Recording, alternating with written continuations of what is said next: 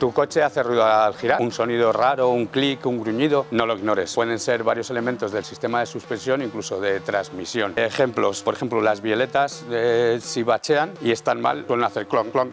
Más ruidos, las homocinéticas, al girar del todo, si ya están mal, se quedan un poco gripadas y hacen clac. Cuando desgripan, clac. Si tienes un zumbido a partir de entre 80 y 120, normalmente es un rodamiento. Ojo, que aquí hay que mirarlo bien, porque tenemos cosas, como estamos diciendo en otros vídeos, que hay otros talleres o los sitios oficiales no te dicen. Que por ejemplo las ruedas, hay algunos coches que taquean ruedas. ¿Eso qué es? Que la parte de interior de la rueda trasera se va escalonando y entonces hace como una flor en vez de ser redonda perfecta. Y eso hace un ruido muy parecido al del rodamiento. Hay que tener cuidado y verlo bien, claro. Si las ruedas están taqueadas, vete primero a las ruedas. Es mi consejo. Más cosas por las que hace un coche de ruido al girar. Pues igual que en el otro vídeo que hablábamos de los discos de freno, y he puesto el ejemplo de la diferencia con el sonido de las transmisiones.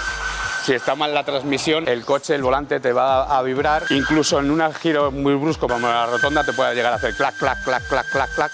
Eso es que tienes una transmisión bastante mala. Todo tiene solución, sobre todo si se coja a tiempo. Hay elementos que si no cambias a tiempo corres el riesgo de romper otros elementos. Pide cita y preocúpate por tu coche, por favor. Además son elementos de seguridad. Gracias. Somos CHS, estamos en Griñón, en la avenida Humanes 207. Nos gustan los coches, nos gusta la gasolina y nos gustan los Honda.